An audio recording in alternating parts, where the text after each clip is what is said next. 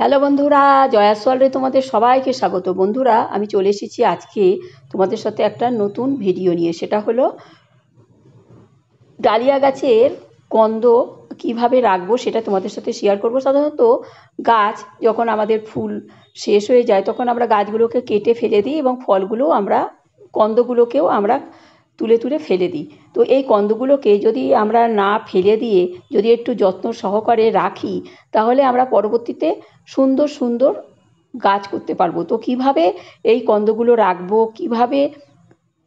কী কী দিয়ে রাখবো সেটা তোমাদের সাথে শেয়ার করব।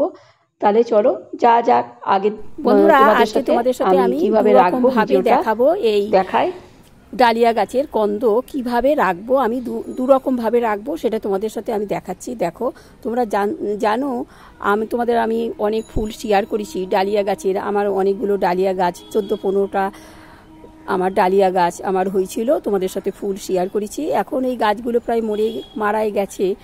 তো এই গাছগুলো থেকে আমি দু রকমভাবে তোমাদের দেখাচ্ছি। দেখো, আমার এখানে সমস্ত ডালিয়া গাছগুলো ছিল, আরও কয়েকটা আর কি আমি রেখেছি। আমি যে 14-15টা রাখবো তা না, প্রতিটা কালার থেকে এক একটা কন্দ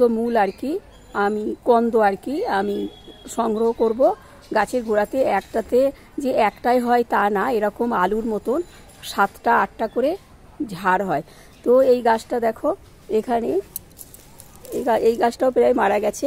তো এটা আমি তুলবো না, এখনও কয়েকটা কুঁড়ি আছে, ফুল হচ্ছে। আমি কিছু কন্দ আমি তুলে নিচ্ছি এখান থেকে। এই সাইডে আমার সমস্ত দেখো, এখানে সব কন্দগুলো আছে, আমি এখান থেকে সব তুলে নিচ্ছি।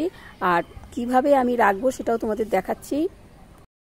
বন্ধুরা, একটা ফলের ক্যারেটের ভিতরে আমি একটা প্লাস্টিকের ব্যাগ বসিয়ে আমি এতে ডালিয়া গাছ বসিয়েছিলাম। দেখো, এই ডালিয়াটা আমি প্যাকেটের ভিতরে রেখে দেবো।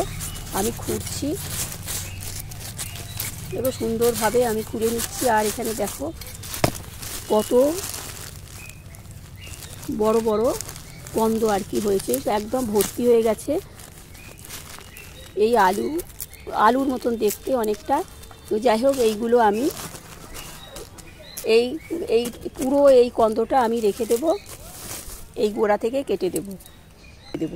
এখন আমি এই ডালিয়া গাছটা কেটে দিলাম, আর এখানে একটু সার পাউডার লাগিয়ে দেব যাতে পোকামাকড় আক্রমণ করতে না পারে। আর এটাকে সুন্দরভাবে প্লাস্টিকটা ভালোভাবে বেঁধে এটা আমি সুন্দরভাবে রেখে দেব, যাতে রোদ্দুর যাতে না পায়। একটু ছায়াছন্ন জায়গায় সুন্দরভাবে আমি রেখে দেবো। এইভাবে তুলে অবশ্য রাখবো, এখান থেকেই আমি প্লাস্টিকটা ভালো করে তুলে আমি রেখে দেব। আর একরকমভাবে আমি দেখাচ্ছি। বন্ধুরা, আমি এই যে ডালিয়া গাছের কন্দগুলো আমি তুলে আমি 3 দিন মতন সুন্দর করে আমি শুকিয়ে নিয়েছি রোদ্দুরে, এবং যতটা সম্ভব মাটি ঝেড়ে ঝেড়ে নিয়ে এই কন্দগুলোকে আমি সুন্দরভাবে একটা পেপারের উপরে রেখে ফ্যাঙ্গাসাইড সার পাউডার আর কি সুন্দরভাবে দিয়ে দেব, দিয়ে মুড়ে বেঁধে আমি রেখে দেবো। যেখানে রোদ্দুর না পড়ে বা বৃষ্টির জল না পড়ে, একটু ছায়াছন্ন জায়গায়, সুরক্ষিত জায়গায় আর কি আমি রেখে দেবো। আর যদি ফ্যাঙ্গাসাইড না থাকে তাহলে হলুদও দেওয়া যেতে পারে, হলুদ দিয়ে পেপার। এবারে আমি সমস্ত এবার কন্দগুলো আমি সুন্দরভাবে সাজিয়ে সার পাউডার দিয়ে এবারে আমি ভালো করে দড়ি দিয়ে বেঁধে রেখে দেব। দেখো, সুন্দর করে বেঁধে নিয়েছি। এইবারে এই কন্দগুলোকে আমাদের সুরক্ষিত জায়গায় রাখতে হবে, যেখানে না পড়ে এবং বৃষ্টির জলও যাতে না ভিজে যায়। এইভাবেই আমাদের সুরক্ষিতভাবে রাখতে হবে।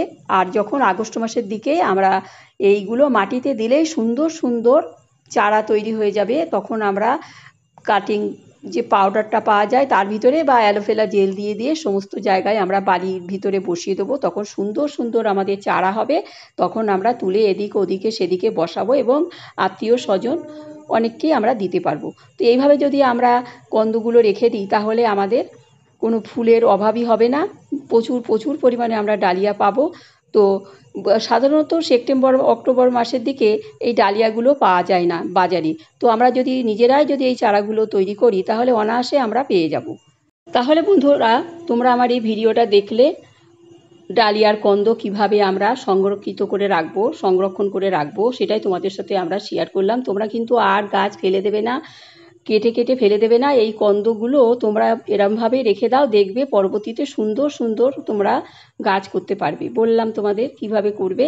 তো যাই হোক, তোমাদের যদি আমার এই কন্দ রাখার ভিডিওটা ভালো লেগে থাকে তো তোমাদের কাকিমাকে একটা লাইক শেয়ার সাবস্ক্রাইব করে আমার চ্যানেলটার পাশে থেকো। আসি তাহলে, সবাই ভালো থেকো, টাটা।